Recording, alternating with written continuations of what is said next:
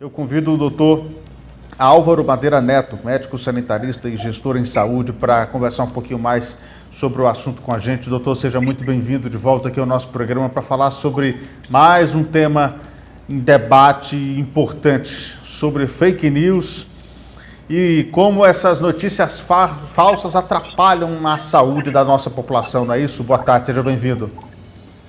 Boa tarde a todos. Muito bom estar aqui de volta. Doutor, hoje em dia tornou-se muito mais frequente. Fake news está na boca do povo, está no celular da gente. É só o que rola no meio do mundo nesses grupos de WhatsApp, Facebook e tudo mais. Eu queria que o senhor explanasse um pouquinho. As notícias falsas atrapalham muito, doutor, na hora de você procurar boa informação sobre saúde? As notícias falsas por si só já é um crime, e quando a gente fala em saúde, realmente passa a ser um agente de danos à saúde da população muito importante. Então, realmente a gente vê uma proliferação. Notícias falsas, a gente convive há anos, há décadas com elas, mas se intensificou muito nessa época da pandemia. Então, muitas polêmicas em relação à forma como tratar a Covid, depois muitas polêmicas em relação à questão da vacinação e críticas sem nenhum fundamento científico na imensa maioria das vezes.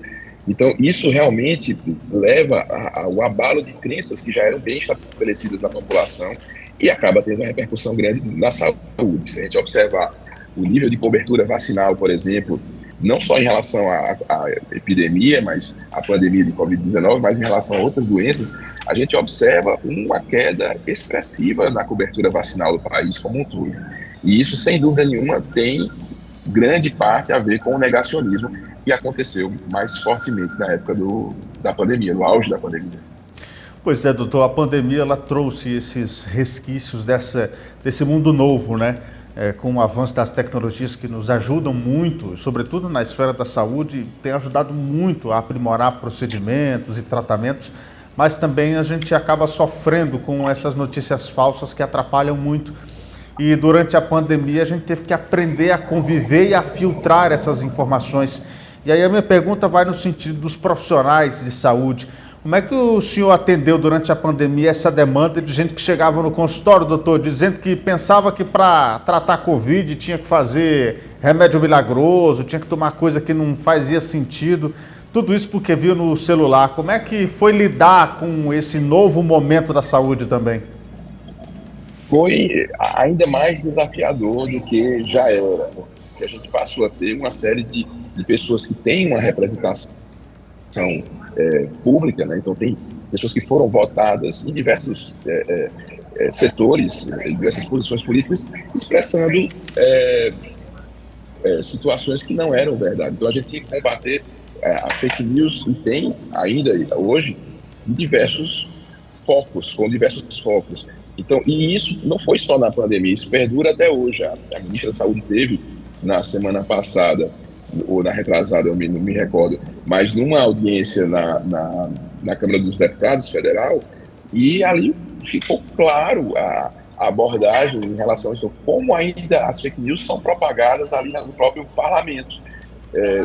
Eu imagino que algumas vezes as pessoas que propagam têm até uma boa intenção, não estão fazendo de má fé, mas de fato a gente precisa conscientizar a população. Então um programa como esse que deu é fundamental.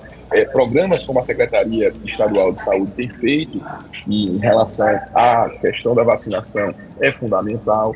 E a sugestão que a gente dá para a população é sempre buscar as verdadeiras notícias, os verdadeiros focos de verdadeiras notícias, que hoje a gente tem, por exemplo, o site do Ministério da Saúde, o site da Organização Mundial da Saúde, os postos de saúde também. Uma das funções também é informar as pessoas do que é verdade, de como se deve vacinar, de como se deve prevenir as doenças. Então, as pessoas têm que também buscar as informações nas fontes corretas. Doutor, eu sei que a gente também, com esse mundo de internet, esse mundo de tecnologia, a gente passou a pesquisar um pouco mais, a se orientar um pouco mais através da internet. E aí, claro, Está sentindo alguma coisa, vai lá no Google, vai lá, faz uma pesquisa sobre a doença, não sei o quê, você mesmo pesquisa, você mesmo faz o diagnóstico, você mesmo acha o possível remédio na internet, se automedica. É preciso ter muito cuidado também com esse tipo de ansiedade sobre aquilo que você vai pesquisar na internet. Isso pode prejudicar muito no tratamento de saúde, não é? É verdade, é importantíssimo, e às vezes o que vem na internet ou o que vem mesmo as notícias do WhatsApp, elas vêm revestidas de um verniz, digamos assim, que aparentemente parece ser uma notícia verdadeira. Então, eu lembro que recentemente minha esposa me mandou um WhatsApp que ela havia recebido de um estudo em inglês com nomes de autores americanos, falando contra a vacinação, e pediu para eu averiguar, e aí eu fui averiguar, e realmente assim, não tinha nenhum fundamento, era um estudo que não era um estudo, não tinha nenhum respaldo científico, ou seja, isso para dizer que até mesmo para pessoas que têm uma conscientização, que têm uma formação, às vezes dá trabalho. A gente desvendar aí algumas fake news mais bem elaboradas. Então, é por isso que a sugestão é que não se parta por uma busca simples no Google, porque vai aparecer muita informação verdadeira, mas sem dúvida nenhuma teremos muitas informações falsas associadas também em outros sites. Então, o fundamental é buscar realmente a clareza, e eu acho que isso as autoridades têm procurado fazer no sentido de informar. Por exemplo, agora a gente volta a ter uma nova variante, a gente passa a lidar com a nova variante de Covid-19, e a gente, ao mesmo tempo, observa uma baixa cobertura vacinal. E a Secretaria de Saúde está fazendo essa campanha aí para conscientizar as pessoas e fazer com que elas busquem seus postos de saúde para que possam serem vacinadas, né? Então, eu acho que isso é fundamental. Doutor, eu queria até, inclusive, aproveitar sua participação aqui no nosso programa para falar um pouquinho sobre essa nova onda. A gente tem visto crescer o número de casos aqui no estado do Ceará. Qual é o nível de alerta que a gente pode acionar nesse momento, tendo em vista esse crescimento de casos? Eu acho que é um momento, sim, de alerta. Alguns alertas são importantes. Então, primeiro, o cuidado, novamente, de não estar em aglomerações, de usar máscaras em determinados ambientes. Eu acho que isso é uma prudência muito importante. A gente procurar a questão da vacinação de forma mais intensificada. A gente está lidando com uma nova variante e a gente não tem tido grandes repercussões graves, não tem tido, mas isso graças à vacinação que já houve, né? Então a gente precisa aprofundar um pouco mais, ampliar um pouco mais essa nossa cobertura para que a gente possa ficar mais tranquilo. Então é um sinal de alerta, não é um sinal de pânico, mas é um sinal de alerta para que as pessoas se conscientizem e busquem fazer o caminho correto para que a gente evite ter maiores problemas daqui a 2, 3, 4 semanas.